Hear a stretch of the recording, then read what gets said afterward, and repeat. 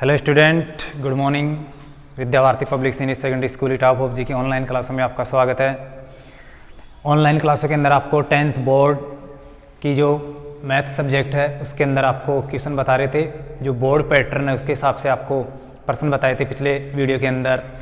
आपका जो 13 number, 14 number और 15 नंबर का क्वेश्चन, 26, 30 और 24 और 16 नंबर के क्वेश्चन आपको कंप्लीट करवा दिए थे बोर्ड के पैटर्न के अनुसार।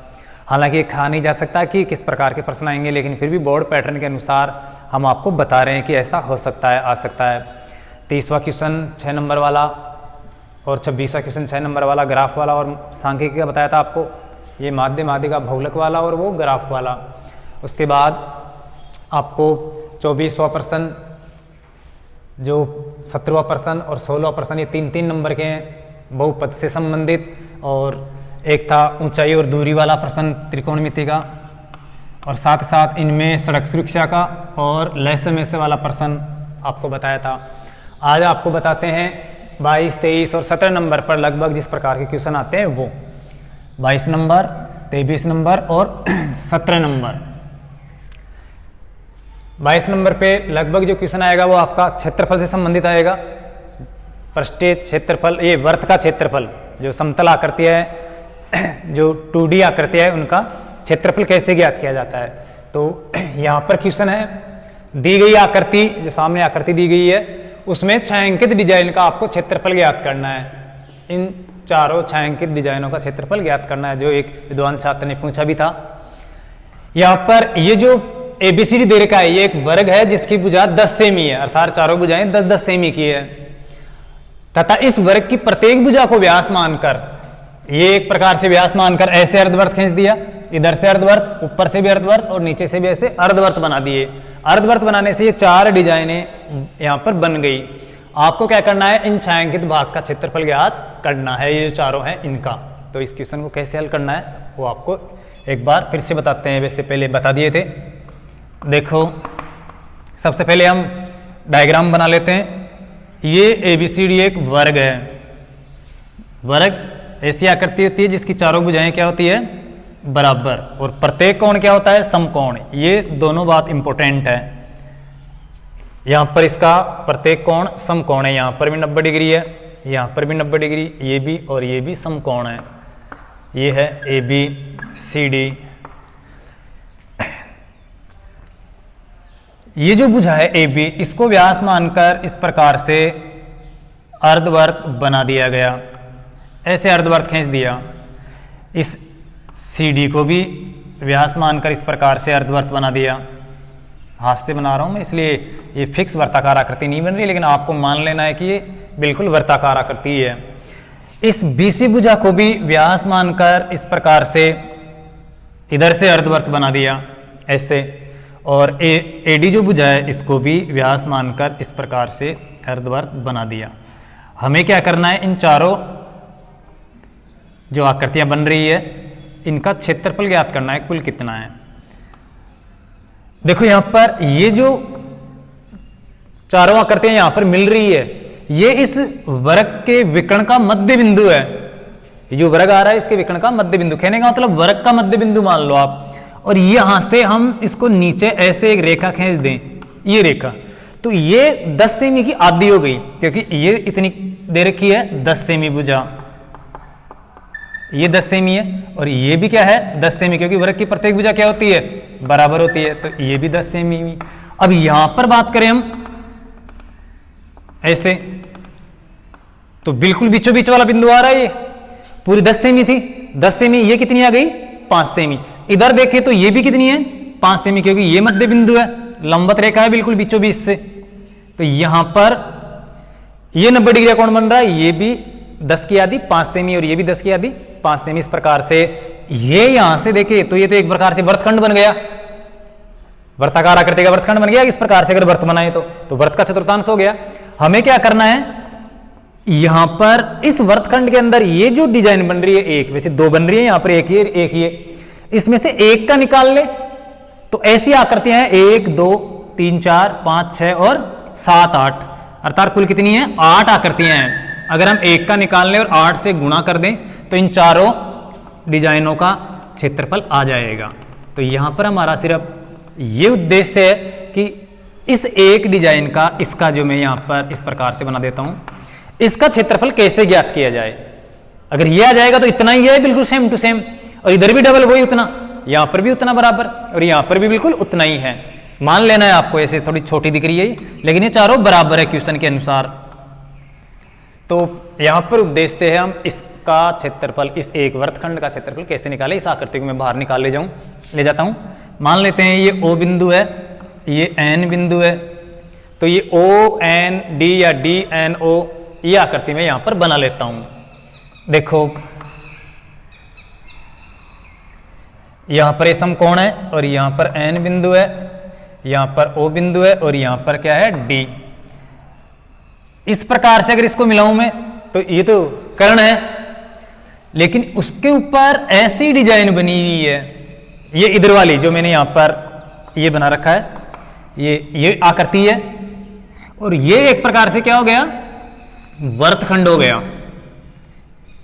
वर्तखंड जैसे ये त्रिज्याखंड है, त्रिज्याखंड के अंदर ये जीवा खींच दी वर्त के अंदर, तो इधर वाली आकृति क्या बन गई, वर्तखंड। हमें इस वर्तखंड का क्षेत्रफल निकालना है। अगर इसका निकाल लेते हैं तो बाकी सभी आकृतियों का भी इसी के बराबर बराबर होगा। तो ऐसी 8 आकृतियां हम 8 से गुणा कर देंगे। ये देखो 5 सेमी थी, ये भी 5 सेमी क्योंकि त्रिज्या के रूप में हो गई ये कोण कितना था, 90 डिग्री। तो यहाँ पर हमारा सिर्फ केवल मात्र एक ही उद्देश्य है कि इस वर्तखंड का क्षेत्रफल कैसे ज्ञात किया जाए। और वर्तखंड का क्षेत्रफल ज्ञात करने के लिए आपके पास फॉर्मूला होना चाहिए, याद होना चाहिए। वर्तखंड का क्षेत्रफल बराबर पाई r स्क्वायर थीटा बटे 360 degree minus r square sine theta बटे 2, अर्थात त्रिज्याखंड का क्षेत्रफल माइनस त्रिभुज का क्षेत्रफल। अगर ये ध्यान रखते हो त्रिभुज का क्षेत्रफल कैसे निकालते हैं, तो यहां पर तो r स्क्वायर साइन थीटा बटे 2 करने की जरूरत ही नहीं है, क्योंकि ये तो समकोण त्रिभुज है। आधार गुणा ऊंचाई से भी निकाल सकते हैं, कोई दिक्कत नहीं होगी। तो यहां पर देखो वर्तखंड, ये जो यहां पर नाम दे देता हूं मैं, कुछ भी मान लेते हैं r है, ये DRO जो इधर से वर्तखंड है उसका, वर्तखंड DRO का क्षेत्रफल, वर्तखंड का क्षेत्रफल होता है त्रिज्याखंड का क्षेत्रफल माइनस त्रिभुज का क्षेत्रफल। त्रिज्याखंड का मतलब ये पूरी जो आकृति है, ये खंड है, ये पूरा त्रिज्याखंड है। जैसे ऐसे कोई वर्त हो और उसके अंदर इस प्रकार से हम कोई खंड काट लें, तो ये जो है त्रिज्याखंड कहलाता है। और अगर इन दोनों त्रिज्याओं के मुंह को इस प्रकार से मिला दे तो ये वर्तखंड कहलाता है। इसे क्या कहते हैं, वर्तखंड। और इसका क्षेत्रफल निकालने के लिए हम क्या करेंगे, इस पूरे त्रिज्याखंड के क्षेत्रफल में इस त्रिभुज का क्षेत्रफल क्या कर देंगे, घटा देंगे, तो ऊपर वाले वर्तखंड का क्षेत्रफल आ जाएगा। तो अब आपके पास ये पता होना चाहिए कि त्रिज्याखंड का क्षेत्रफल कैसे निकाले और त्रिभुज का क्षेत्रफल कैसे निकाले। अभी यहां पर तो त्रिभुज का क्षेत्रफल निकालना बहुत ही आसान है, क्यों, क्योंकि ये तो समकोण त्रिभुज है, आधार और लंब दे रखा है, और समकोण त्रिभुज का क्षेत्रफल होता है आधार गुणा ऊंचाई बटे 2, तो उससे भी निकाल सकते हैं। अन्यथा आपके जो फॉर्मूला है उसके अंदर है r स्क्वायर साइन थीटा बटे 2, उससे भी ज्ञात किया जा सकता है। लेकिन r स्क्वायर साइन थीटा बटे 2 सिर्फ संभव त्रिभुज का क्षेत्रफल ज्ञात करने के ही काम में आता है। और संभव त्रिभुज का मतलब 2 भुजा बराबर होना वर्त की त्रिज्या के अनुसार ही, और ये कोण दिया हुआ होना। तो अब यहां पर ये कोण आपके त्रिकोणमिति के अनुपात वाली सारणी है, उसके अंदर जो 0, 30, 45, 60 और 90 है वही हो तो ही निकाल सकते हो आप।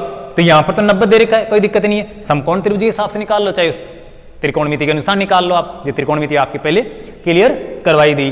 तो यहां पर देखो वर्तखंड का क्षेत्रफल होता है त्रिज्याखंड का क्षेत्रफल माइनस त्रिभुज का क्षेत्रफल, जैसा भी त्रिभुज है उसका त्रिभुज का क्षेत्रफल।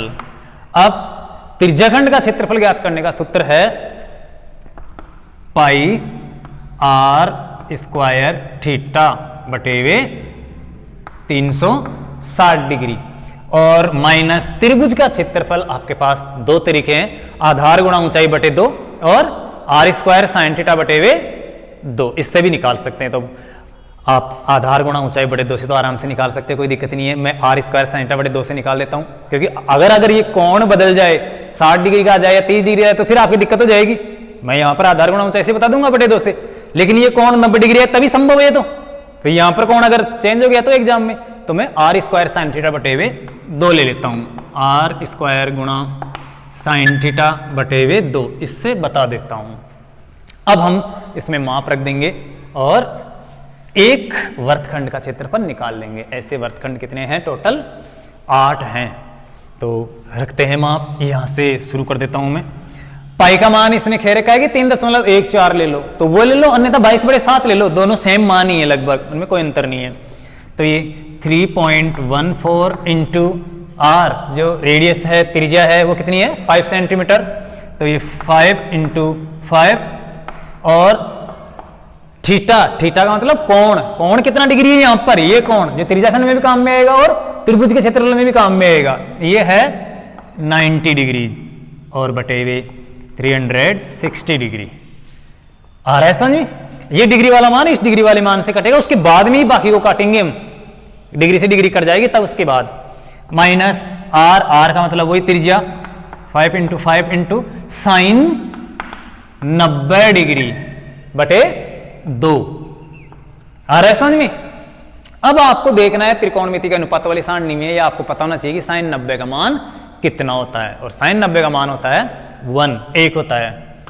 यहां पर देखो 90 का बाद अगर 360 में देते हैं, 90 से काटते तो 9 चौके 36, 4 बार जाएगा, और इधर 5 को 5 से गुना कर देंगे तो 25 हो जाएगा। तो ये हो गया 3.14 इंटू 25, और जो 90 डिग्री था वो कट गया और बटे में कितना आया? 4, नीचे केवल मात्र 4 आ गया। और साथ में जो सेंटीमीटर का इसका मात्रक है उसको आप थोड़ी देर के लिए पॉज पॉइंट रख सकते हो, लास्ट में जब माप आए उसमें आप सेमी स्क्वायर लगा सकते हो। लेकिन समझदारी यही है कि आप अगर साथ में सेंटीमीटर चलाते हो लिखते हुए तो और भी अच्छी बात है। आ रहा है समझ में? लेकिन थोड़ी देर के लिए अगर आप इसको हल करते समय न रखो तो लास्ट में आपको लिखना जरूरी है। लेकिन कुछ छात्र क्या करते हैं, परमानेंटली भूल जाते हैं, लास्ट तक सेंटीमीटर लगाते नहीं, तो वो गलत है, ये ध्यान रखना है। अन्यथा आप यहाँ पर कोष्टक लगा के एक साथ ही कॉमन ले लो, सेंटीमीटर स्क्वायर, सेमी स्क्वायर। यहां पर हो गया ये 9 चौके 36, और माइनस ये 5 को 5 से गुना करते हैं तो कितना आता है? 25, 25 इंटू साइन 90 डिग्री की वैल्यू होती है 1, तो ये 1 रख देंगे बटे हुए 2। आप चाहो तो इधर संकेत भी दे सकते हो कि चूंकि sine 90 degree is equal to 1 होता है। आ रहा है समझ में? मैं यहां पर लिख देता हूं, चूंकि sine 90 degree is equal to 1, ये यहां पर मैंने काम में लिया है। अब देखो हम 25 से इसको इंटू कर लेंगे और फिर 4 से डिवाइडेशन कर देंगे। इधर 25 है उसका हाफ कर देंगे तो 12.5 आ जाएगा। देखो यहां पर 25 से इंटू करते हैं तो 25 चौके 100 जाएगा, और 100 इसका मतलब 0 हासिल की, ये जो कैरी होगी वो 10 हो जाएगी। 25 को 1 से गुणा करेंगे तो 25 और 10 कैरी 35 हो जाएगा, अर्थात 35 हो जाएगा। 25 और 10 35 का ये 5 आ जाएगा, और कैरी 3 हो जाएगी, हासिल की हो जाएगी 3, और 25 25 75 और 3 78 हो जाएगा, अर्थात ये 78 78। दशमलव लगाना आपको 2 अंक छोड़कर, ये जो पॉइंट लगाना है वो 2 अंक इधर से छोड़ दो आप, तो यहां पर हम 2 अंक छोड़ देते हैं, ये लो, और यहां पर लगा देते हैं ये पॉइंट।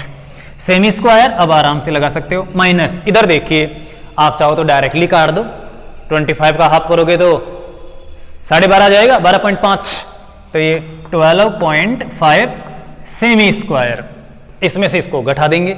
अब देखो यहां पर दशमलव के बाद में 2 अंक है और लास्ट में 0 डिजिट है, तो इसको चाहो तो आप हटा दो, इससे कोई मतलब नहीं है, या फिर इधर भी 0 लगा लो जिससे घटाने में कोई दिक्कत नहीं होगी, ऐसे कर लो, इससे कोई फर्क नहीं पड़ता, क्योंकि दशमलव के बाद लास्ट की साइड में कितने भी शून्य लगा दो या कितने भी शून्य हो तो उनको हटा दो, कोई फर्क नहीं पड़ेगा।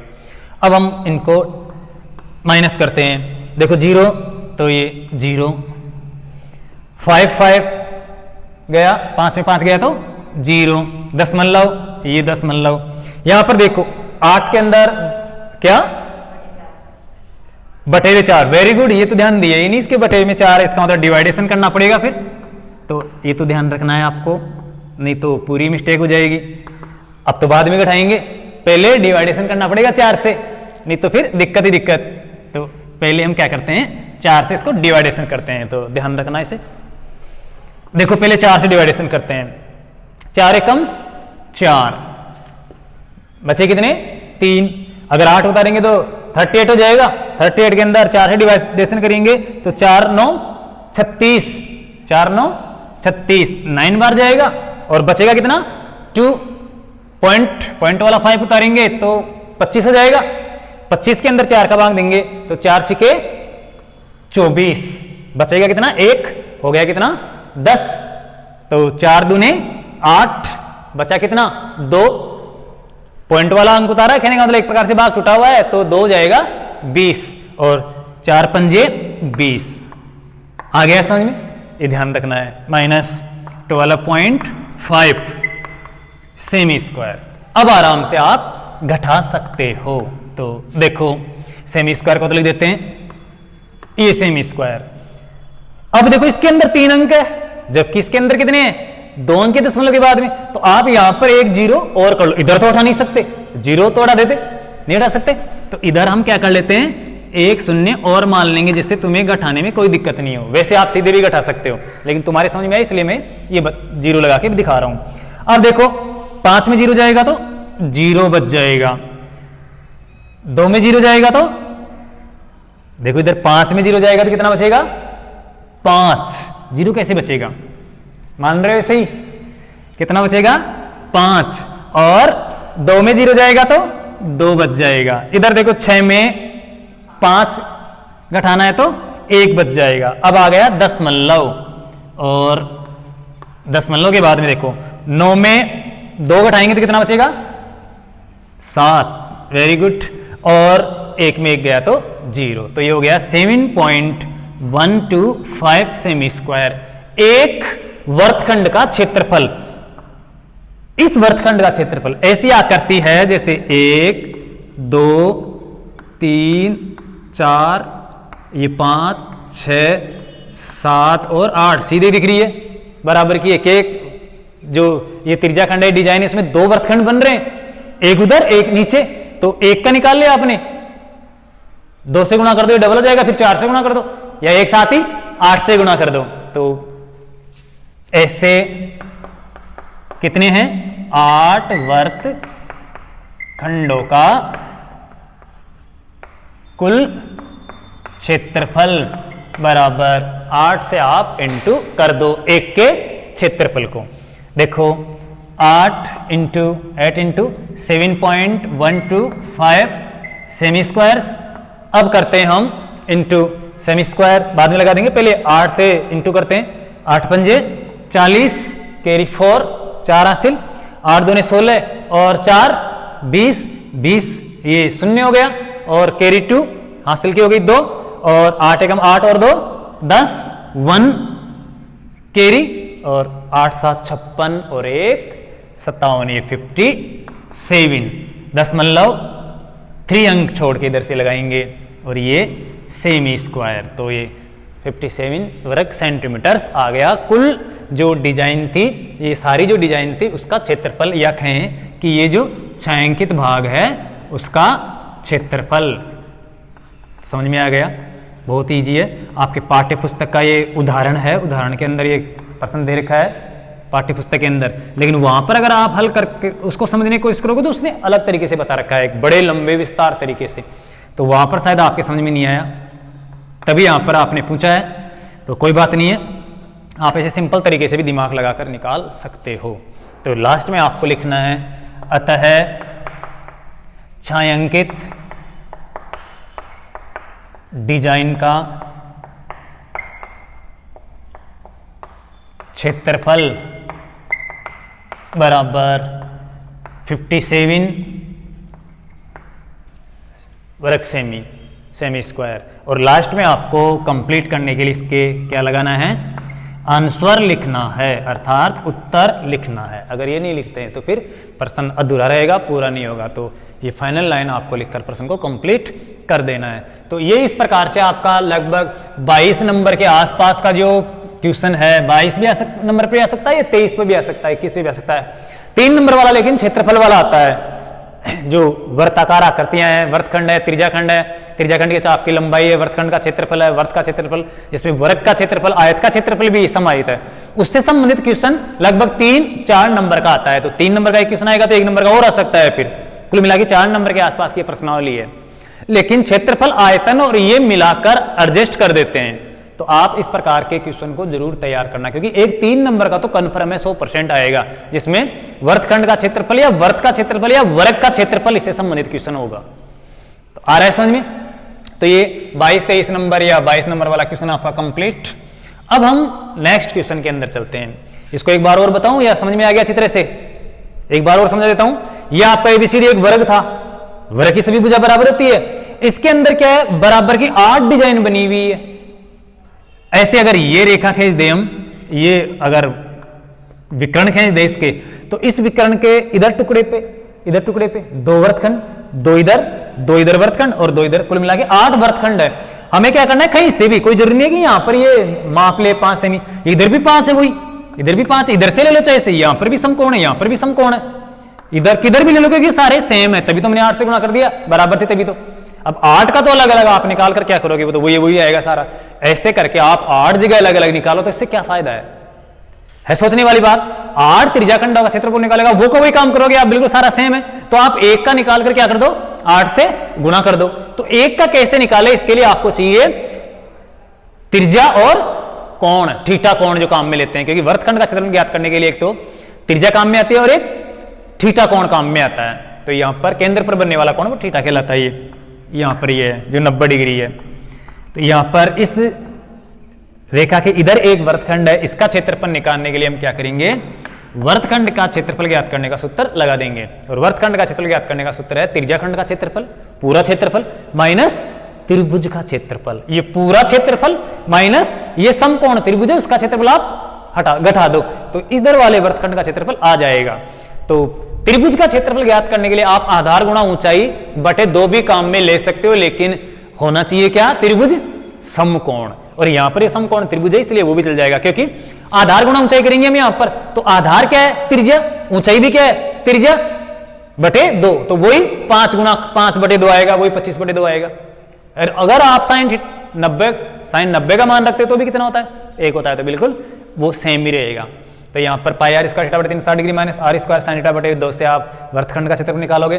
पाई का मान 3.14 ले लोगे, और इंटू जो त्रिज्या है वो 5 है, इसका वर्ग करोगे तो 5 × 5 इंटू थीटा कोण जो है वो 90 डिग्री है, और अपॉन 360 डिग्रीज माइनस यहाँ पर r square 5 × 5 into sine 90 degree upon 2।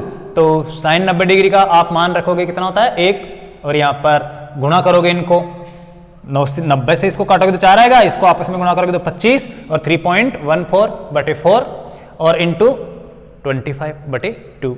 यहाँ पर 25 से हम इंटू करते हैं तो आता है 78.5 अर्थात 78.5 अपॉन 4। इस 4 को नहीं भूनना है, बटे वाले 4 को नहीं भूनना है, माइनस यहाँ पर है 12.5 सेमी स्क्वायर। ठीक, अब हम 4 से डिवाइडेशन कर देंगे, इसको 4 से डिवाइडेशन करते हैं तो 19.625 सेंटीमीटर आता है, जिसके अंदर आप 12.5 अगर लॉस करोगे घटाओगे तो 7.125 सेंटीमीटर आ जाएगा एक वर्तखंड का क्षेत्रफल। ऐसे कुल मिला के 8 वर्तखंड है, आप 8 से गुणा कर दो तो आ जाएगा 57 सेमी स्क्वायर। तो बहुत ईजी क्वेश्चन है, आराम से कर लोगे। अब चलते हैं हम नेक्स्ट क्वेश्चन के अंदर। ये आपका क्वेश्चन हो गया, बढ़ा दो इसको, अच्छी तरह से तैयार करना, गृह कार्य के रूप में भी करना। कितनी बार करते हो तुम जानते हो, बताने की जरूरत नहीं पड़नी चाहिए, नहीं तो बाद में पूरा हिसाब होगा गृह कार्य का। चलो देखो अगला क्वेश्चन है रचना से संबंधित। एक 3 नंबर का रचना वाला क्वेश्चन आता है, ज्यामितीय उपकरणों के द्वारा क्वेश्चन को हल किया जाता है, और ये कन्फर्म है 3 नंबर का हर बोर्ड में आ रहा है। तो अब की बार भी 3 नंबर का क्वेश्चन आएगा और आपके भी 3 नंबर का एक क्वेश्चन आएगा। तो अब आएगा कौन सा ये हम नहीं कह सकते, लेकिन फिर भी इसमें 4 प्रकार के क्वेश्चन है। वैसे तो 3 प्रकार के ही हैं, एक तो अंतर्गत वर्त बनाने वाला, एक परिगत वर्त अर्थात एक तो अंतर्गत वर्त की रचना करने वाला, एक परिगत वर्त की रचना करने वाला, और एक है स्पर्श रेखा खींचने वाला, जिसके अंदर अनुस्पर्श और तिर्यक स्पर्श रेखा वाला क्वेश्चन आ सकता है। तो इनमें से कोई सा भी एक 3 नंबर का क्वेश्चन 100% आता है, और एक 1 नंबर का क्वेश्चन और आ सकता है। कुल मिला के रचना वाली लगभग प्रश्नावली 4 नंबर की है, जिसमें एक छोटा प्रश्न आ सकता है, कभी आता है कभी नहीं आता है।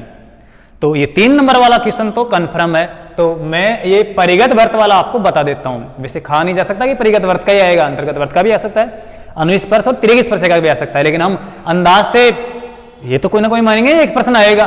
तो ये क्वेश्चन मैं आपको हल करवा देता हूं। देखो, एक त्रिभुज ABC की रचना करनी है। रचना करने का मतलब ज्यामितीय बॉक्स के जो उपकरण है उनकी सहायता से आपको रचना करनी है, जिसकी भुजा दे रखी है BC 6 सेमी और कोण B दे रखा है 30 डिग्री और कोण C दे रखा है 25 डिग्री। कुल मिला के यहाँ पर 2 कोण दे रखे हैं, त्रिभुज के 2 कोण दे रखे हैं, तो इसका मतलब तीसरा कोण भी दे रखा है। 2 कोणों को जोड़कर अगर हम 180 में से घटा देंगे तो तीसरा कोण भी आ जाएगा। तो कुल मिला के 3 कोण दिए हुए हैं यहाँ पर और एक भुजा दी हुई है, कितनी? 6 सेमी। तो यहाँ पर देखो हल करते हैं हम। त्रिभुज ABC में कोण B बराबर 30 डिग्री है, कोण C बराबर 25 डिग्री है। तो फिर कोण A और ज्ञात कर लेते हैं, आगे जरूरत पड़ेगी तो काम में ले लेंगे। तथा कोण A बराबर 180 डिग्री माइनस, आप दोनों कोणों को जोड़कर घटा दो। त्रिभुज के 2 कोण दिए हुए, तीसरा निकालने के लिए 2 को जोड़कर घटाना पड़ेगा 180 में, क्योंकि त्रिभुज के तीनों अंतःकोण का मान कितना होता है? 180 डिग्री। उसमें 2 अंतःकोण दे दिए तो दोनों को जोड़ो और जो बचेगा 180 में से घटाने पर वो तीसरे का मान आ जाएगा। तो 180 में घटाते हैं हम कितना? 30 डिग्री प्लस 25 डिग्री। तो कितना बचता है? कोण A बराबर 30 और 25 55 डिग्री, 180 माइनस ये 55 डिग्री बराबर कितना बचेगा? कोण A बराबर 5, 7 में 5 गया तो 2 और 1 125 डिग्री, 125 डिग्री का एक कोण बच गया। अब हमें रचना करने के लिए पहले तो आप एक कच्चा चित्र बना सकते हो जिसके अंदर ये माप दिए हुए हों, और सिर्फ त्रिभुज का कच्चा चित्र ही बना लेना है आपको, ऐसे नहीं कि उसके बाहर वर्त भी खींचें, क्योंकि वो तो बाद में खींचेगा ज्यामिति बॉक्स के उपकरणों से। तो मैं यहाँ पर एक त्रिभुज बना लेता हूँ। मान लेते हैं ये आपका त्रिभुज है ABC, ये ABC जिसके अंदर कोण A दे रखा है, कितना निकाला हमने? 125 डिग्री, और साथ में देखो AB भुजा दी हुई है इसमें, या BC नीचे लेना है आपको, क्योंकि पहले आधार रेखा के रूप में खींचोगे तभी ऊपर त्रिभुज बनेगा। तो इसलिए आपको ये जो भुजा दे रखी है उसको नीचे ले लेना है। बाकी यहाँ पर ABC भी लिख सकते हैं हम, ABC ऐसे भी कर सकते हैं, कहीं पर भी ले सकते हैं त्रिभुज के अंदर, लेकिन नीचे जो माप दिया हुआ है अगर वो लोगे तो आपके जो चित्र है रचना करने का काम उसमें आसानी होगी। तो ये नीचे BC कितनी है? 6 सेमी, और कोण B कितना है? 30 डिग्री, और कोण C बराबर 25 डिग्री। देखो यहाँ पर वैसे देखा जाए तो 125 का कोई उपयोग ही नहीं होगा। क्यों?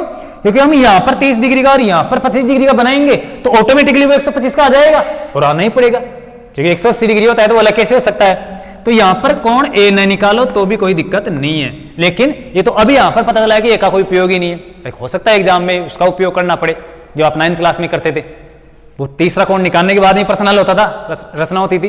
तो ये बन गया आपका कच्चा चित्र। इसके बाहर परिगत वर्त बनाएंगे। परिगत वर्त का मतलब त्रिभुज के बाहर, और अंतर्गत का मतलब त्रिभुज के अंदर वर्त। अब यहां पर ज्यामिति बॉक्स के जो उपकरण है उनकी सहायता से मैं आपको ये बता देता हूं। देखो, सबसे पहले हमें कितनी बड़ी रेखा खींचनी है? 6 सेंटीमीटर लंबी रेखाखंड खींचनी है, आधार रेखा। तो यहां पर मैं 6 सेंटीमीटर लंबा रेखाखंड खींच लेता हूं। मान लेते हैं ये 6 सेंटीमीटर लंबा रेखाखंड है, जितना दे रखा है उतना ही बनाना है आपको, यहां पर माप चेंज नहीं करना है। ठीक, इसका नाम दे देना है B और C। आ रहा है समझ में? अब B पर कोण बनाना है 30 डिग्री का और C पर कोण बनाना है कितने का? 25 डिग्री का। जो कोण प्रकार की सहायता से बनते हैं, प्रकार और पटरी की सहायता से, वो आपको प्रकार की सहायता से बनाने, और बाकी जैसे 25 डिग्री का कोण है वो आप चांदेस की सहायता से भी बना सकते हो, ये ध्यान रखना है। ठीक, तो यहाँ पर 30 डिग्री का कोण हम आराम से प्रकार की सहायता से बना सकते हैं। तो मैं यहाँ पर प्रकार की सहायता से कोण बना लेता हूँ। कैसे बनाते हैं? देखो, B पर मुझे 30 डिग्री का कोण बनाना है, तो मैं यहाँ पर B पर प्रकार की नोक रख के ऐसे एक अर्धवर्त घुमाऊंगा इस प्रकार से। जो इस रेखाखंड को यहां पर काट जाए। आ रहा है समझ में? अब ये प्रकार की नोक यहां पर जो काटा है वर्त रेखाखंड को, वहां पर रखकर ऐसे एक चाप काटूंगा इस अर्धवर्त को। ये चाप अगर इसको मिला दिया जाए बी से और ऐसे रेखा खींच दी जाए तो आप जानते हो हमेशा 60 डिग्री का बनता है, लेकिन हमें 60 का नहीं बनाना, कितने का बनाना है? 30 डिग्री का। तो यहां पर ये है 0 डिग्री, बिल्कुल इस रेखाखंड के ऊपर 0 डिग्री आएगा, और यहां पर है 60 डिग्री। अगर हम इन दोनों कोणों का अर्थात इस 60 डिग्री का समद्विभाग कर दें तो कितना आएगा? 30 डिग्री आएगा। तो मैं यहां पर समद्विभाग कर देता हूं। ये 0 पर प्रकार की नोक रख के ऐसे वर्त घुमाया, चाप घुमाया, और एक 60 डिग्री पर आपको ऐसे चाप घुमा देना है। आ रहा है समझ में?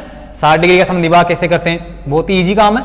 इस प्रकार से चाप घुमा दो और यहां पर 60 डिग्री पर सावधानी से रखकर इस प्रकार से चाप घुमा दो, और इसको आप सीधी रेखा से मिला दोगे तो ये आपका कोण बन जाएगा 30 डिग्री का।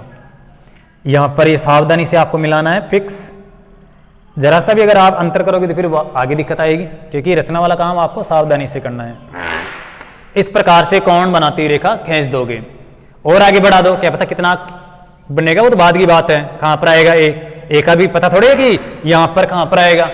यहां पर जब हम 25 डिग्री का बनाएंगे और वो जो कोण काटेगा इसको, तब जाके ए आएगा। तो यहां पर सी पर आपको 25 डिग्री का कोण और बनाना है, और 25 डिग्री का कोण आप प्रकार की सहायता से, थोड़ा मुश्किल काम है, वैसे तो बना सकते हैं हर प्रकार का कोण प्रकार से, लेकिन हम चांदे से बना लेते हैं। ये आपको छूट रहेगी कि अगर प्रकार से कोई कोण नहीं बनता है तो आप चांदे से आसानी से बना सकते हो, उसमें कोई दिक्कत नहीं है। लेकिन जो कोण प्रकार से बनते हैं उनको आपको प्रकार से ही बनाना है, ये ध्यान रखना है। अगर आप उसको चांदे से बनाओगे तो आपको पूरे अंक नहीं मिलेंगे। देखो चांदे से कैसे बनाना है। चांदे के बीचों बीच में एक 90 डिग्री वाला ये तीर का निशान है, इसके बिल्कुल ऊपर 90 डिग्री का कोण आता है फिक्स। यहां पर देखो 90 आ रहा है ऐसे। तो ये जो पॉइंट है ये आपको वहां पर लगाना है जहां पर आपको कोण बनाना है। ये आना चाहिए, जैसे आपको सी पर कोण बनाना है तो ये फिक्स सी के ऊपर आना चाहिए। सी के ऊपर आकर आप ऐसे रख लो, ज्यादा ऊपर भी नहीं ज्यादा नीचे नहीं, बिल्कुल सी के सटीक आना चाहिए। तो इस प्रकार से मैं इसको इस सी पर ले आता हूं ऐसे, ये सी पर ले आया। इधर से जो रेखाखंड आ रहा है या उधर से आ रहा होगा, कहीं ना कहीं इधर से तो आएगा ही ना। वो रेखा बिल्कुल यहां पर 0 डिग्री की एक रेखा जा रही है, इस 0 डिग्री के नीचे आ जानी चाहिए, बिल्कुल ज्यादा नीचे नहीं ज्यादा ऊपर नहीं, बिल्कुल नीचे यहां पर ऐसे। तो ये फिक्स मैंने चांदे को सेट कर लिया।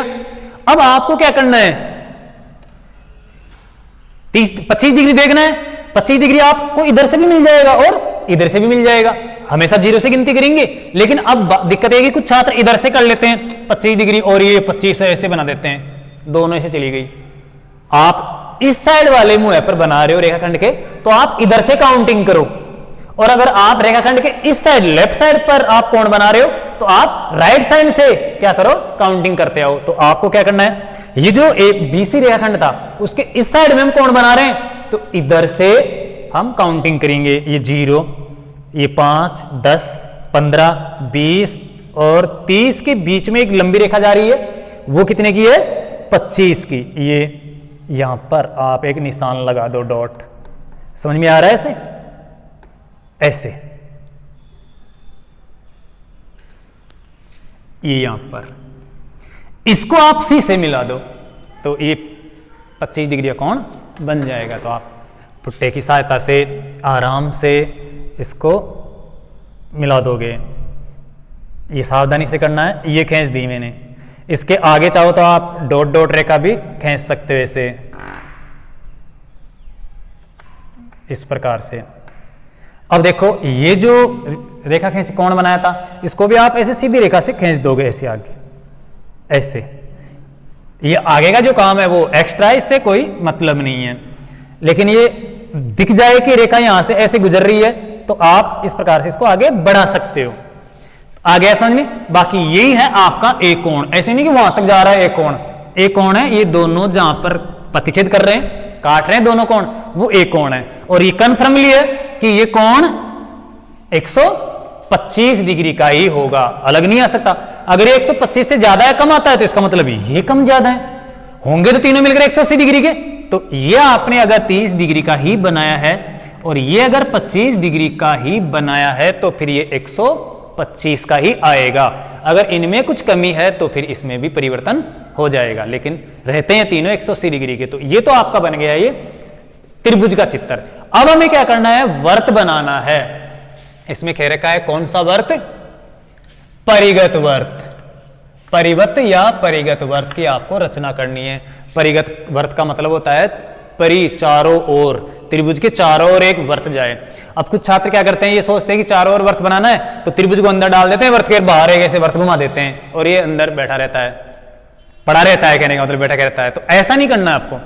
इस त्रिभुज के जो तीनों शीर्ष हैं ए बी सी, ये तीनों शीर्ष वर्त की परिधि के ऊपर स्थित होने चाहिए, उसे कहते हैं हम परिगत वर्त। अब आपको पता है कि कोई भी वर्त बनाए, वर्त बनाने से पहले हमें वर्त का केंद्र चाहिए। बिना वर्त के केंद्र से हम वर्त नहीं बना सकते, और केंद्र के साथ में त्रिज्या भी चाहिए। तो त्रिज्या तो क्या हो जाएगी, जब हमें वर्त का केंद्र मिल जाएगा तो त्रिज्या तो इसकी परिधि तक की दूरी होगी, और परिधि तक की दूरी क्या, ये तीनों शीर्ष वर्त की परिधि पर बैठेंगे तो केंद्र से उस परिधि तक नाप लेंगे, अर्थात कोई सा भी एक शीर्ष नाप लेंगे, तीनों शीर्ष आएंगे वर्त की परिधि पर, तो परिधि से आप केंद्र तक की दूरी नाप लो, वही त्रिज्या होती है। तो त्रिज्या कितनी आएगी इसकी तो कोई दिक्कत नहीं है, हमें वर्त का केंद्र चाहिए, कहां पर मिले, उस केंद्र पर हम वर्त ये प्रकार की नोक रख के कोई सा भी ए या बी या सी तक की दूरी का चाप लेकर घुमा देंगे वर्त, जिससे तीनों बिंदुओं से गुजर जाएगी। तो परिगत वर्त का केंद्र ज्ञात करने के लिए सबसे पहले हमें त्रिभुज का परिकेंद्र ज्ञात करना पड़ेगा। त्रिभुज का एक तो होता है अंतः केंद्र और एक होता है परिकेंद्र। अंतः केंद्र अंतर्गत वर्त का केंद्र होता है और परिकेंद्र होता है त्रिभुज के परिगत वर्त का केंद्र। अब त्रिभुज का परिगत वर्त का केंद्र कैसे ज्ञात करते हैं ये आपको पता होना चाहिए।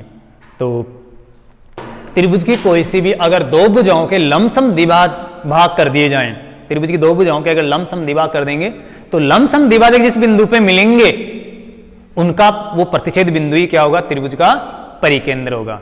अगर त्रिभुज के कोणों के सम द्विभाग करेंगे और वो जहां पर मिलेंगे वो होगा उसका अंतर्गत वर्त। तो अगर प्रश्न अंतर्गत वर्त का आता है एग्जाम में तो आपको त्रिभुज तो ऐसे ही बनाना है। त्रिभुज बनाने के बाद में केंद्र ज्ञात करना आपको। तो केंद्र ज्ञात करने के लिए आप कोणों का सम द्विभाग कर दो, कोई से भी दो कोणों का या तीन कोणों का कर दो। जो कोणों का सम द्विभाजक मिलेगा जिस बिंदु पे वो अंतर्गत वर्त का क्या होगा, केंद्र होगा। और परिगत वर्त का केंद्र निकालने के लिए हमें कोई सी भी दो भुजा या तीन भुजाओं का क्या करना पड़ेगा, लमसम द्विभाग करना पड़ेगा। तो कम से कम दो भुजाओं का लमसम द्विभाग करना ही पड़ता है, चाहो तो आप तीनों का कर लो। और अब बात यह है, ये भी हम सोचें कि अगर दोनों भुजाओं के लमसम द्विभाग करेंगे या तीनों भुजाओं के लमसम द्विभाग कर लें, अगर वो तीनों बिंदु तीनों लमसम द्विभाजक किसी एक बिंदु पर नहीं मिले तो ये सोचने वाला पॉइंट है। तीन रेखाएं जाएंगी, हो सकता है दो दो रेखाएं अलग अलग काट जाए तो दो बिंदु आएंगे, फिर तो इसका मतलब कौन सा केंद्र माने, ये भी तो डाउट हो सकता है ना। अगर आप सोचो थोड़ा सा कि अगर ऐसे त्रिभुज है, इस त्रिभुज की भुजाओं के ऐसे लमसम द्विभाग करेंगे हम तो ऐसे ऐसे अलग अलग काट सकते हैं ये, हालांकि ऐसा नहीं होता है, मैंने तो आपको उदाहरण देकर बताया है। तो क्या ऐसा संभव है? कहने का मतलब सीधी बात यह है कि क्या त्रिभुज के परिकेंद्र दो हो सकते हैं, ये सोचो आप। त्रिभुज का परिकेंद्र हमेशा एक ही आता है, क्योंकि त्रिभुज की भुजाओं के लमसम द्विभाजक क्या होते हैं, संगामी होते हैं, अर्थात एक ही बिंदु से गुजरते हैं। ऐसे दो बिंदु नहीं हो सकते। और अगर आपके दो बिंदु आ रहे हैं तो आपने मिस्टेक की है लमसम द्विभाग करने में, सही ढंग से नहीं किया, नहीं तो वो एक ही बिंदु से गुजरते हैं। इसलिए हम क्या करते हैं, दो भुजाओं का लमसम द्विभाग करके भी ये काम कर लेते हैं। तो याद रखोगे त्रिभुज के लमसम द्विभाजक क्या होते हैं, संगामी होते हैं, एक ही बिंदु से गुजरते हैं। इसलिए दो भुजाओं के लमसम द्विभाग करो या तीन भुजाओं के लमसम द्विभाग करो, वो एक ही बिंदु से गुजरेंगे। तो हम यहां पर क्या करते हैं, दो भुजाओं के लमसम द्विभाग कर लेते हैं। और लमसम द्विभाग किससे करते हैं आप जानते हो, प्रकार की सहायता से। कैसे करेंगे, एक तो मैं इस बीसी रेखा का कर लेता हूं लमसम द्विभाग और एक एसी का कर लेता हूं, जो भी आपको अच्छी सुविधा रहे, जिससे आसानी से हम कर सके प्रकार से, उनके लमसम द्विभाग कर लो। अब लमसम द्विभाग कैसे करेंगे, देखो ये जो बीसी रेखा है इसका हमें लमसम द्विभाग करना है। लम का मतलब एक ऐसी रेखा जो 90 डिग्री से गुजरे इसके ऊपर, और सम द्विभाग का मतलब इसको आधा आधा बांटे, अर्थात इस बीसी को आधा बांटती हुई रेखा और 90 डिग्री कोण बनाती हुई रेखा जानी चाहिए। अब देखो इस बीसी को आधा बांटना तो बिल्कुल आसान है, आप फुट्टा लगा लो, 6 सेमी है, 3 सेमी पे बिंदु लगा दो, 3 इधर जाएगा 3 इधर जाएगा, तो मध्य बिंदु तो निकाल सकते हैं, लेकिन 90 डिग्री पर जाने वाली रेखा वो नहीं निकाल सकते, इसलिए हमें लमसम दिभाग करने की जो प्रक्रिया है वो अपनानी पड़ेगी। बीसी का मुझे लमसम दिभाग करना है, बीसी 6 सेमी है, मुझे क्या करना पड़ेगा, इस प्रकार को लगभग 4 सेंटीमीटर 5 सेंटीमीटर खोलना पड़ेगा, अर्थात 6 सेंटीमीटर का आधा कितना होता है 3 से थोड़ा ज्यादा खोल लो आप, लेकिन 3 से कम नहीं खोलना है। अगर आप 3 से कम खोलोगे तो ये दोनों जो चाप इधर उधर से आप काटोगे वो दूरी रह जाएंगे, आपस में प्रतिच्छेद नहीं कर पाएंगे। इसलिए किसी भी रेखाखंड का लमसम दिभाग करने के लिए रेखाखंड की जो लंबाई है उसके आधे माप से ज्यादा प्रकार को खोलना पड़ता है। कुछ छात्र क्या करते हैं, प्रकार को आधा खोल लेते कि इतना लंबा पूरा प्रकार है, आधा हो गया, ऐसे उस रेखा से कोई मतलब ही नहीं है। तो ऐसा नहीं करना है, रेखाखंड का जो माप है उसके आधे से ज्यादा खोलना है। अंदाज से देख लो आप कि ये 3 सेंटीमीटर से ज्यादा हुआ या नहीं हुआ, थोड़ा ज्यादा खोल लो, ज्यादा कितना भी खोल सकते हो, लेकिन ये चाप लास्ट में आपस में मिले भी या फिर फुट्टा भी आपका इतना लंबा होना चाहिए, तो लगभग थोड़ा ज्यादा हम आधे से ज्यादा खोल लेते हैं। तो जैसे ये देखो आधे से ज्यादा हो गया, अब भी आधे से ज्यादा है, इतना कितना भी खोल लो अंदाज से।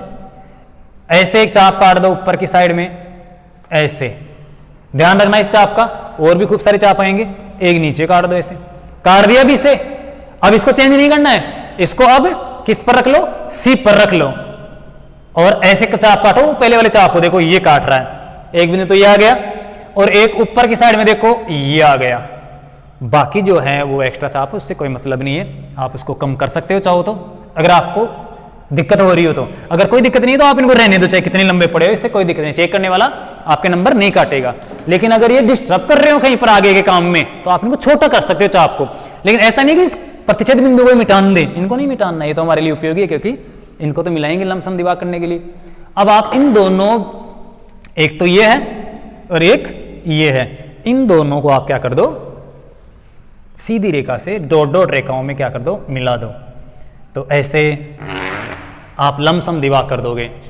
आ गया समझ में, ये जा रहा है लमसम दिभाग रेखा। एक भुजा का और करना है, जैसे ए बी का या बी सी का, तो मैं बी सी का कर लेता हूं क्योंकि इधर ज्यादा चाप है पहले से ही, और वो और चाप आएंगे तो दिखेंगे नहीं, इधर खाली जगह थोड़ी, इस भुजा का कर लेते हैं हम। देखो लगभग अंदाज से आप देख लो ये भुजा कितनी है, उसके आधे से ज्यादा आप खोल लेना, लेकिन ये ध्यान रखना कि ये आधे से ज्यादा नापना, अंदाज लगाना, उसमें टाइम खराब कर दो कि कितना क्या खोलना है, ये बिल्कुल सटीक होना चाहिए बिना विलंब किए हुए। तो लगभग मैं इतना खोल लेता हूं।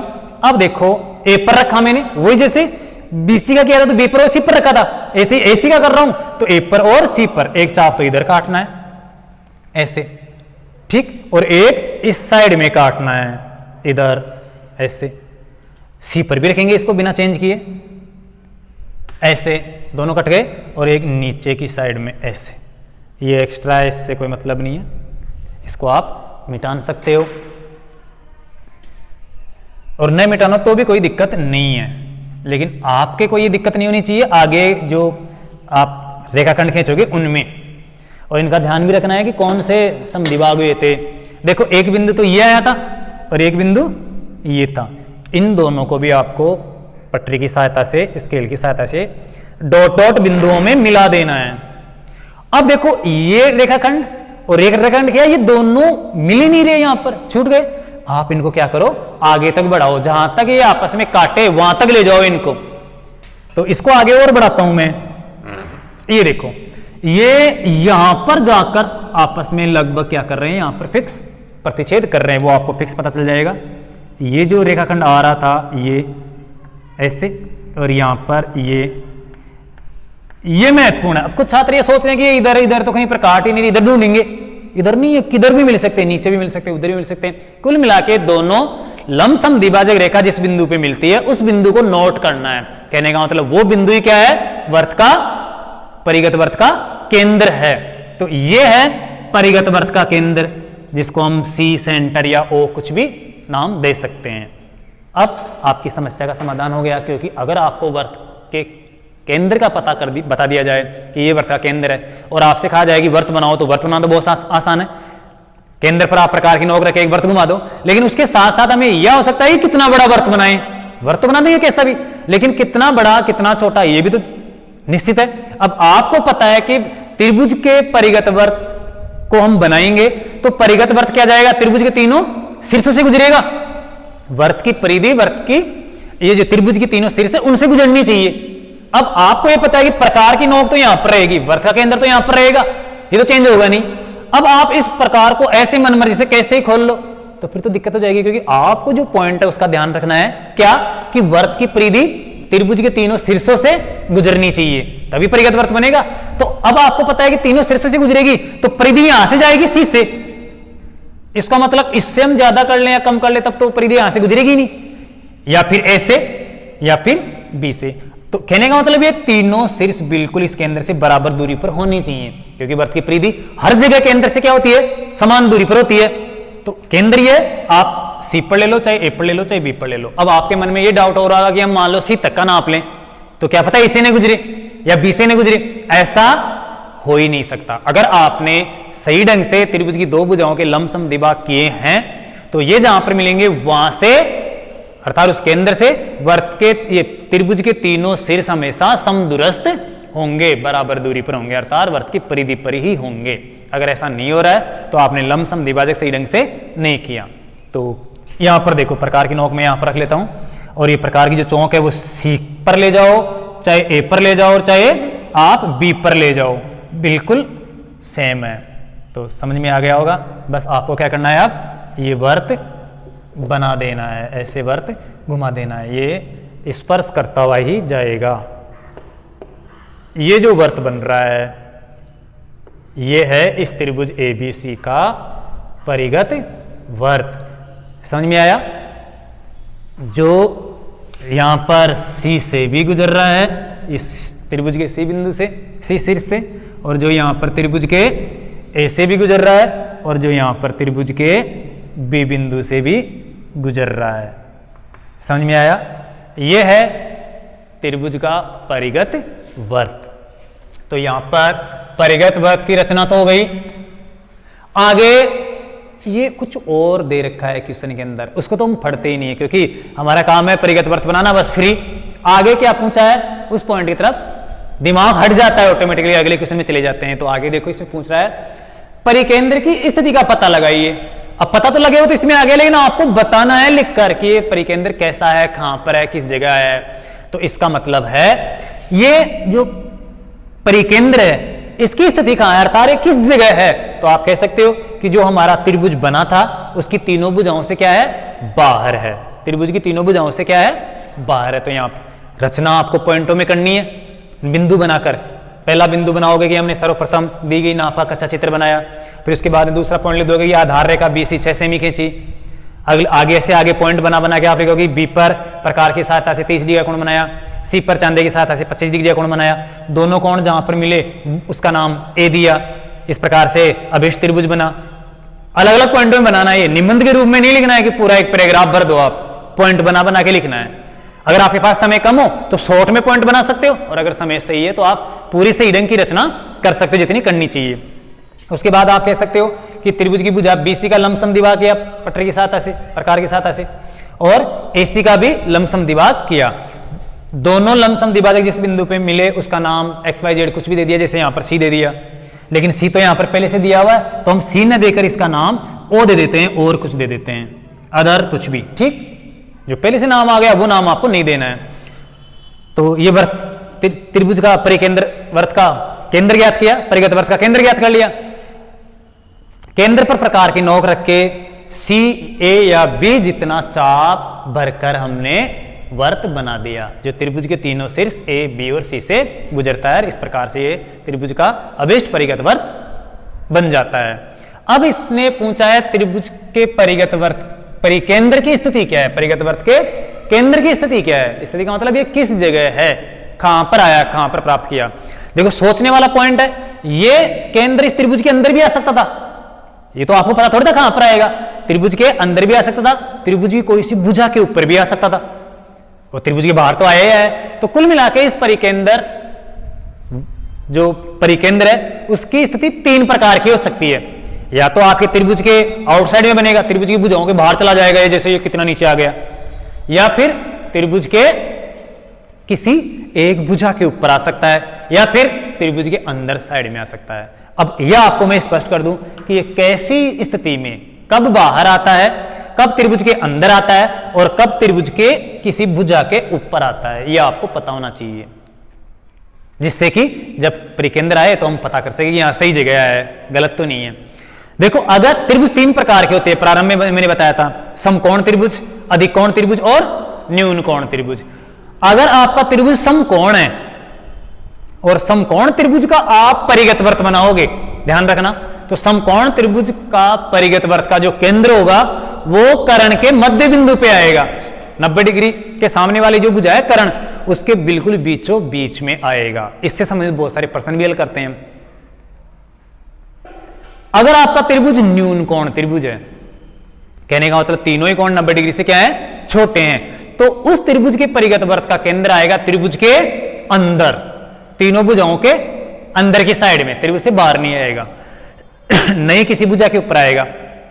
अगर आपका त्रिभुज अधिक कोण त्रिभुज है तो अधिक कोण त्रिभुज के परिगत वृत्त का केंद्र हमेशा कहां आता है, त्रिभुज के बाहर की साइड में आता है, त्रिभुज से बाहर आता है। और वो हमेशा जो अधिक कोण के सामने वाली भुजा है, 90 डिग्री से जो बड़ा कोण है उसके सामने वाली भुजा के बाहर की साइड में आता है। तो यहां पर आपको पता था कि ये त्रिभुज कौन सा था, समकोण, अधिक कोण या न्यून कोण। कौन सा त्रिभुज है, एबीसी अधिक कोण त्रिभुज है, और अधिक कोण त्रिभुज का परिगत वृत्त का केंद्र बाहर की साइड में आता है, तो इसको बाहर आना ही था। अगर ये 90 डिग्री का त्रिभुज होता, समकोण त्रिभुज होता, तो कर्ण के मध्य बिंदु पे आता, भुजा पर आता। कहने का मतलब समकोण होगा तो ही भुजा के ऊपर आएगा, बाकी ऐसे नहीं कि और स्थिति में भी कोई और भुजा ऊपर भी आ सकता है क्या। और अगर न्यून कोण त्रिभुज होता तो त्रिभुज के अंदर ये परिगत वृत्त का केंद्र आता। तो ये बात आपको लिखनी है, तो लिखोगे आप, चूंकि त्रिभुज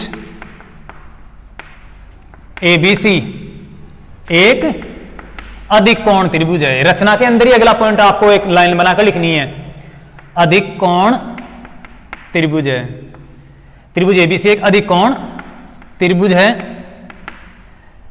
तथा अधिक कोण त्रिभुज का, अधिक कोण या अधिकोण त्रिभुज का या त्रिभुज के, अधिकोण त्रिभुज के परिगत वृत्त का केंद्र हमेशा त्रिभुज के बाहर आता है, आउटसाइड में, त्रिभुज के बाहर आता है। अतः यहां पर भी परिगत वृत्त का केंद्र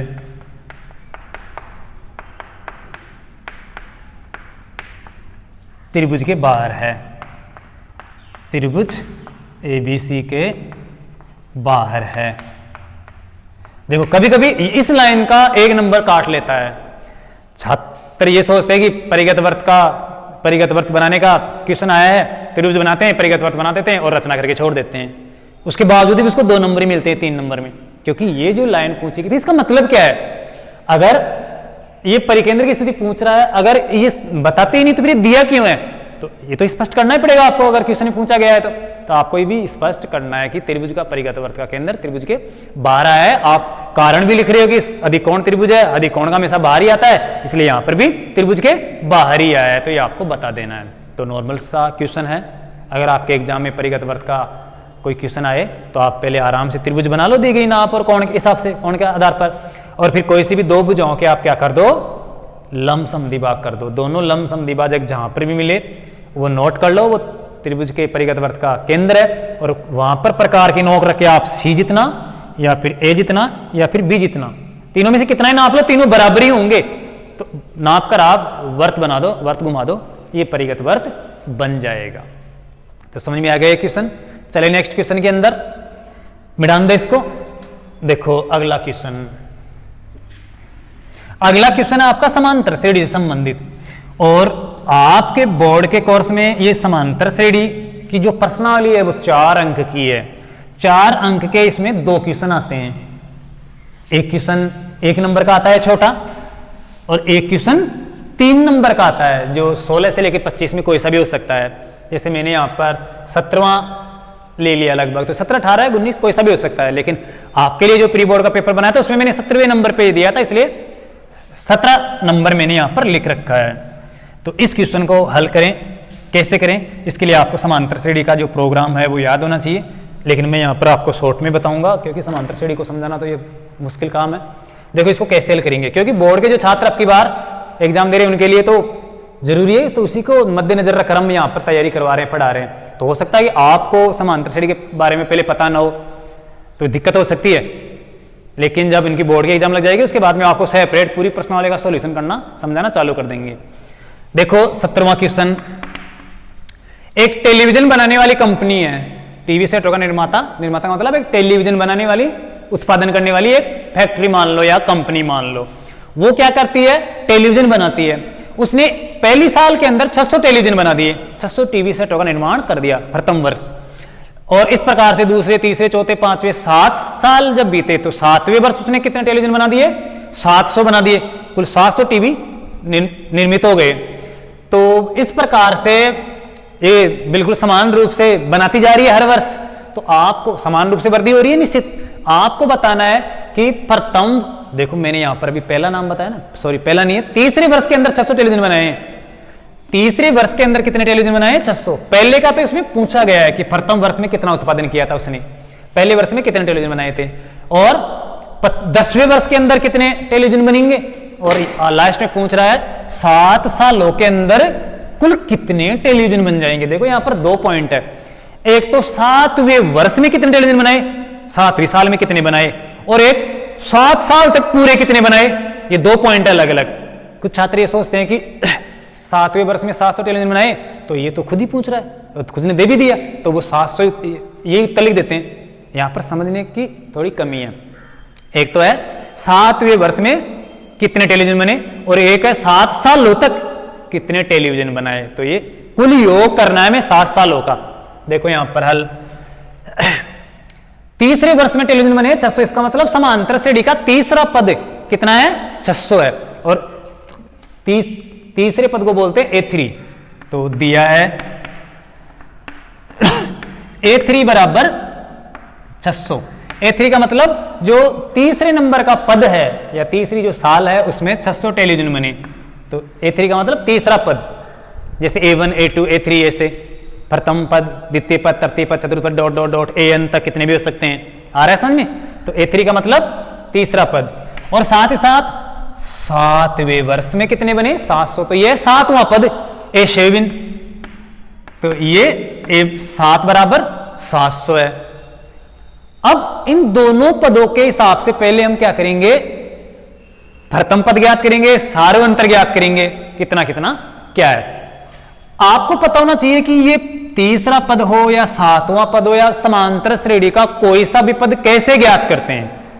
अगर पद ज्ञात करना आपको आ जाता है तो फिर वही तरीका आप इनमें भी लगा दोगे कि ये भी वैसे ही आए होंगे, ये 7वां पद भी उसी तरीके से आया होगा, तीसरा पद भी उसी तरीके से आया होगा।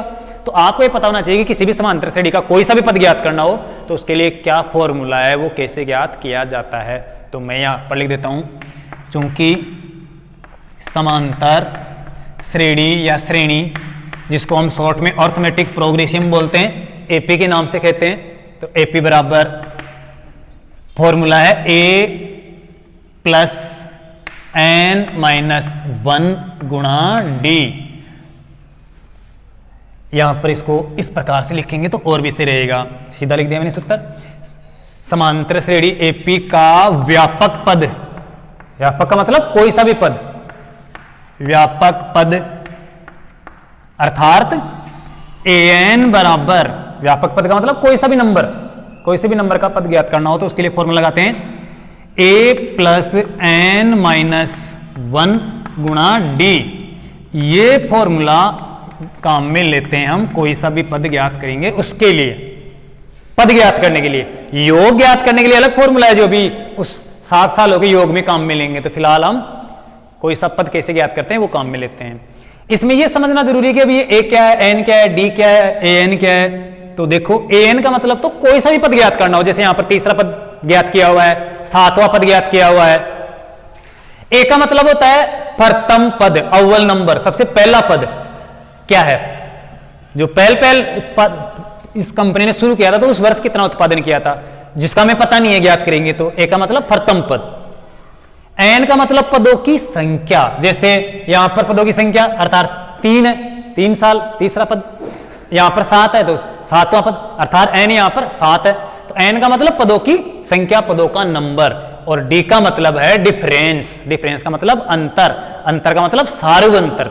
समांतर श्रेणी के प्रत्येक पदों में हमेशा सार्वंतर समान रहता है, यह आपको याद रखना है। जो एपी होती है, समांतर श्रेणी होती है, उसके प्रत्येक अगले से अगले से अगले पदों में सब में कितने अंतर रहता है? बराबर का अंतर रहता है। अगर किसी पदों में बराबर का अंतर नहीं है तो वो समांतर श्रेणी ही नहीं है। इसलिए हम समांतर श्रेणी के जितने भी प्रश्न हल करते हैं उनमें सभी पदों में बराबर का अंतर ही लेते हैं, बराबर का अंतर ही ध्यान में रखकर प्रश्नों को हल करते हैं। तो आपको याद रखना है एपी वही होगी, समांतर श्रेणी वही होगी जिसके प्रत्येक अगले पद और पिछले पद का अंतर हमेशा हर जगह समान रहेगा। तो डी का मतलब डिफरेंस अर्थात सार्व अंतर, ये आपको ध्यान रखना है। जो मैं यहां पर लिख देता हूं, ए बराबर है प्रथम पद और एन है पदों की संख्या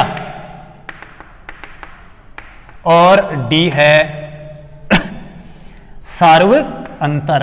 अंतर न कह इसको सार्वंतर कहना ठीक रहेगा। अंतर का मतलब तो कहीं एक जगह अंतर, सार्वंतर का मतलब हर जगह समान अंतर, तो वो सार्वंतर। और एन का मतलब है पदों की संख्या, पद का मान, सॉरी पदों की संख्या तो एन होती है, पद का मान कितना है? जैसे यहां पर तीसरे पद का मान कितना है? 600। सातवें पद का मान क्या है? 700। तो एन का मतलब पद का मान, ये आपको ध्यान रखना है। अब देखो हम क्या करते हैं, ये तीसरा पद 600 आया है, इसी फॉर्मूले से आया है, कोई सा भी पद निकालें तो एन का फॉर्मूला लगाएंगे हम। तो यहां पर देखो एन बराबर तीसरे पद का मान कितना है? 600। पद का मान तो 600 है, ए कितना है नहीं पता है, रहने दो इसको, प्लस एन का तो पता है ना, कितना नंबर है इसका? 3। Very good. -1 इंटू डिफरेंस, सार्वंतर का पता नहीं है तो रहने दो, ये डी को इस प्रकार से रहने दो। इसको सरल कर लेते हैं हम, 600 बराबर ए प्लस 3 में से 1 जाएगा तो 2 बचेगा, 2 को डी से गुणा करेंगे तो ये 2 इंटू डी, 2d। और यहां पर देखो ए और डी दो अचर राशियां हैं, यहां पर आप ए के बराबर कर लो, जिसे अगला जो 7वां है उसके अंदर भी ए या डी आएगा, उसमें एक ही जगह रख देंगे, सरल करेंगे। जैसे ग्राफ वाला प्रश्न आप दो चरों वाले रेखी समीकरणों को हल करते हो, एक्स वाई का मान निकालते हो, वैसा ही क्वेश्चन है बिल्कुल सेम। तो यहां पर आप ए और डी का मान निकाल सकते हो जैसे एक्स और वाई का मान निकालते हो। डी को 2d को इधर ले आते हैं, 600 माइनस 2d तो बराबर यहां पर बच जाएगा क्या? ए। ये एक सिंपल सा समीकरण बन गया जो आप ग्राफ वाले दो चरों वाले रेखी समीकरणों में करते हो। अब देखिए हम इसमें भी करते हैं, ये 700 आया है वो भी एन के फॉर्मूले से आया है, पद का मान आया, तो यहां पर हम पद का मान तो कितना है? 700 बराबर पहला पद कितना है? नहीं है, या फिर ये रख सकते हैं तो a प्लस एन, एन का पता है यहां पर कितना है? 7 है, -1 और गुणा डी। आ रहा है समझ में? देखो यहां पर इसको सरल करते हैं, 700 बराबर ए का मान रख दे चाहे तो रख सकते हैं, ए का मान, ए का मान कितना है? 600 माइनस 2d, 600 माइनस 2d। यहां पर देखो 7 में 1 गया तो 6 को 1 से गुणा करेंगे तो 6d हो जाएगा, तो ये प्लस का 6 इंटू डी। यहां पर आप लिख सकते हो कि चूंकि ए बराबर कितना था? 600 माइनस 2d। ठीक है, आराम से लिख सकते हो, लिखना भी है आपको एग्जाम के अंदर, ध्यान रखना है। तो ध्यान रखना ये मान कैसे आया, कहां से आया? डायरेक्टली ए का मान रखा है मैंने जो पीछे इस समीकरण में किया है। अब देखो यहां पर 700, ये जो 600 है उसको इस साइड में ले आओ तो प्लस का इधर किसका हो जाएगा? माइनस का 600। यहां पर 6d माइनस का 2d, कितना बचा? प्लस का 4d। यहां पर कितना बचा? प्लस का 4d, तो ये प्लस का 4d बच गया। और जो प्लस का 600 था वो मैं इधर ले आया, घट जाएगा प्लस का तो माइनस का हो जाएगा। 700 में 600 गया तो कितना बचा? 100 बचा। समझ में आ रहा है? बराबर 4d। आपको डी का मान निकालना है तो बहुत ही आसान है, 4 इधर गुणा हो रहा है, इधर लाके क्या कर दो आप? भाग दे दो, तो ये 100/4 बराबर डी। तो डी का मान आ गया, सार्वंतर आ गया 25 चौके 100। कितना आ गया? 25 आ गया। आ रहा है समझ में? और ये डी का मान 25 है, वो हम यहां पर डी की जगह रख के ए का मान और निकाल लेंगे। देखो यहां पर डी बराबर 25 रखने पर यहां पर हम 25 रख देते हैं, तो यहां पर ए का मान मिल जाएगा 600 माइनस 2 गुणा डी, डी का मान कितना है निकाला यहां पर 25, ये 25 तो बराबर ए का मान आ जाएगा। 600 में कितना घटाएंगे 25 दूना 50, तो कितना बचा ए का मान 550, कितना आया 550, कहने का मतलब ए, और ए का मतलब प्रथम पद, प्रथम पद का मतलब प्रथम वर्ष में उत्पादन कितना किया था इस कंपनी ने 550 टेलीविजन बनाए थे। तो यहां पर ये पहला पॉइंट भी साथ में क्लियर हो गया, आ रहा है समझ में। अब हमें इनको आप क्या करोगे सीधे से सब प्लेट नीचे करना, यहां पर मेरे पास जगह की कमी इसलिए मैं ऐसे पार्टों में बांट के कर रहा हूं। अब यहां पर देखो आपको 7वां पद निकालना है, अब तो डायरेक्टली फॉर्मूला आप लगा दो A7 के लिए, यही फॉर्मूला काम में आ जाएगा। देखो यहां पर A7 बराबर 7वां पद बराबर ए कितना है पहला पद अभी निकाला है मैंने, कितना है 550, तो ये 550 प्लस एन का मतलब कौन सा पद 7वां, तो ये 7 माइनस 1 गुणा डिफरेंस डी भी निकाल लिया, कितना है डी 25, तो ये आप 25 लिख दो और ये 7वां पद आ जाएगा। A7 बराबर 550 प्लस 7 में 1 गया तो 6 इंटू 25, पहले इंटू होगा फिर जुड़ेगा, यहां पर 550 प्लस 25 के 150, 150, 25 को 6 से गुणा करेंगे तो 150 आ जाएगा। और ये हो गया 550 और 150, 500 और 100, 600, 600 और 100, 100 कितना हो गया 700, 500 600 700 है ना, तो ये 7वें वर्ष में कितना उत्पादन कर दिया 700 टेलीविजन। 7वां वर्ष कितना कौन सा निकालना था यहां पर 10वां निकालना, तो 10 कर दो कोई दिक्कत नहीं है, हो सकता है एग्जाम में 10वां 12वां 15वां 20वां कोई सा पूछ ले, मैंने यहां पर देख लिया 7वां, तो 7वां तो दिया हुआ ही था। 10वां निकालना तो देखो अभी यहां पर क्या चेंज करना है A10, 7 की जगह कितना करना है बस सिर्फ 10 करना है, तो ये और भी अच्छा रहा कि आगे कोई सा पद हो इस प्रकार से आप निकाल सकते हो। 10 तो 10 में 1 गया तो 9 बचा, 9 से गुणा कर देंगे बहुत ईजी है, और 9 से गुणा करेंगे तो 25 में 225, 25 चौका 100, 25 × 200, तो 25 में 225, 225 और 550, 750 और 25 775, ये हो गया 775, और ये 10 की 7 की जगह क्या कर देंगे यहां पर A10 कर देंगे 10वां पद। तो ये सेकंड आंसर हो गया, 10वें वर्ष में उत्पादन हो गया। अब पूछ रहा है 7 वर्षों का टोटल प्रोडक्शन कितना हुआ, कुल उत्पादन कितना हुआ, इसका मतलब अब हमें 7 वर्षों तक का क्या करना है योग करना है। अब आपके पास 2 तरीके हैं योग करने के, मान लो आपको SN का फॉर्मूला नहीं आता, सूत्र नहीं याद है, लेकिन आपको पद ज्ञात करना आता है, AN का तो भी बता दिया ना मैंने, तो आप पहला पद ज्ञात कर लो, दूसरा पद ज्ञात कर लो, तीसरा चौथा 5 वैसे 10 पद ज्ञात कर लो, और 10 पदों को क्या कर लो फिर टोटल कर लो, आप जोड़ लो, तो बहुत ही आसान है। लेकिन आप सीधा फॉर्मूले का इस्तेमाल करो, इतना करना ही नहीं पड़ेगा, 10 पद निकालने ही नहीं पड़ेंगे, सीधे SN का सूत्र लगा लो। तो योग के लिए हम काम में लेते हैं, योग के लिए फॉर्मूला है SN बराबर n/2 इंटू एक शॉर्ट फॉर्मूला काम में ले लेते हैं, जगह कम है, A + L, प्रथम पद और लास्ट पद है, ये भी काम में ले सकते हैं, वैसे एक लंबा फॉर्मूला है वो बता दूंगा मैं आपको। तो देखो SN का मतलब सभी पदों का योग जितना पूछा गया है, जैसे 10 का तो 10 का, N का मतलब 10 और A का मतलब पहला पद, L का मतलब है लास्ट पद, लास्ट पद का मतलब जितने पद है हमारे पास, 10 पद है तो 10वां लास्ट है, 12 पद तो 12वां लास्ट है। वैसे समांतर श्रेणी का लास्ट पद क्या अनंत तक होती है, लेकिन यहां पर 10 पदों की बात कर रहे हैं, तो लास्ट क्या हो जाएगा 10 हो जाएगा। तो ये लो S10 सभी 10 पदों का योग बराबर 10/2 इंटू पहला पद कितना था, पहला पद कितना निकाला था 550, 550 प्लस लास्ट पद का मतलब 10 पद, 7 ही निकालना, इसका मतलब 7वां पद चाहिए, सातवां पद निकालना पड़ेगा। इसका मतलब या तो सातवां पद निकालो या फिर वो फॉर्मूला काम में लो, बड़े वाला। जरूरी है सातवां पद कितना है, सातवें पद का मान, यहां पर 10 पदों का योग होगा अगर 10 लेते हैं तो। लेकिन यहां पर क्वेश्चन में पूछा है 7, तो आपको पता है 7 आए तो 7 ले लो, 10 आए तो 10 ले लो, 20 आए तो 20 ले लो, लेना वही है। लेकिन पता होना चाहिए अगर ये शॉर्ट सूत्र काम में लेते हो तो लास्ट पद कितना है, तो आप पहले 7वां पद ज्ञात करो। और अगर ये नहीं करते हो, आपके पास सार्वंतर और पहला पद है, ए और डी है, तो आप ये दूसरा फॉर्मूला काम में ले सकते हो। तो इसके लिए मैं आपको ये फॉर्मूला बता देता हूं जो यहां पर देखो।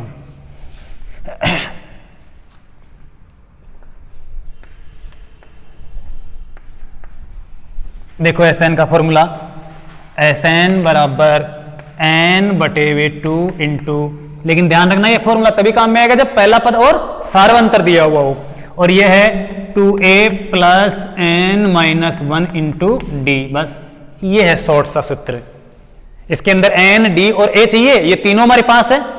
तो यहां पर देखो S7 बराबर n का मतलब पदों की संख्या कितनी है, यहां पर 7/2 गुणा 2 गुणा a का मतलब पहला पद कितना है 550 जो भी निकाला है, तो ये 550 प्लस n, फिर से n का मतलब 7 - 1 गुणा d, डिफरेंस कितना आया था 25 आया था, तो ये 25।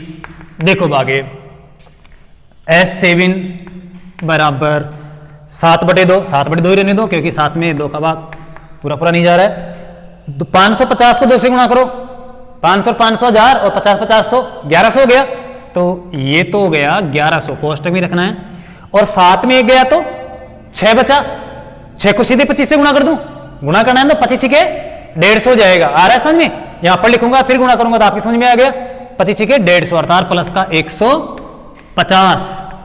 अब देखो आगे S7 बराबर 7/2 7/2 इंटू, इन दोनों को जोड़ लो, 1100 और 150 1250, तो ये 1250। और अब देखो S7 बराबर 1250 में 2 का भाग जाता है, तो ये हो गया 7 गुणा 2 का भाग 2, 2 छिके 12, 5 में देंगे 2 दूना 4, बचा कितना 1, हो गया कितना 10, 2 पंजे 10, कहने का मतलब 1250 का आधा 650, सीधा ही। अब 7 से गुणा कर दो इसको, तो S7 बराबर 7 पंजे 35 का 5, 7 दूनी 14 और 3 हासिल थी 17 का 7, 7 छिके 42 और 1 43, तो कुल मिला के ये आंसर आ गया 7 वर्षों का कुल उत्पादन 4375। प्रथम वर्ष के अंदर उत्पादन हुआ कितना 550, 7वें वर्ष में उत्पादन 10वें वर्ष में उत्पादन कितना हुआ 775। तो समझ में आ गया। कुल मिला के अगर यहां पर कोई त्रुटि हुई हो और कोई गुणा भाग में, वो कोई बड़ी गलती नहीं होती है, आपके प्रश्न समझ में आना चाहिए, क्योंकि एग्जाम में आपको क्या पता कौन सा प्रश्न मिलेगा और उसको आपको हल करना है। तो यहां पर कोई त्रुटि होगी तो कोई दिक्कत नहीं, आप अपने स्तर पर सुधार लेना, लेकिन प्रश्न का कॉन्सेप्ट तैयार होना चाहिए कि प्रश्न को हल कैसे करना है। बाकी हल तो आपको करना है, तो आप सही ढंग से इसको हल करना, समझना और घर पे निकाल कर देखना। आज के लिए बस इतना ही, पहले ही खूब सारा हो गया। बहुत बहुत धन्यवाद, थैंक यू।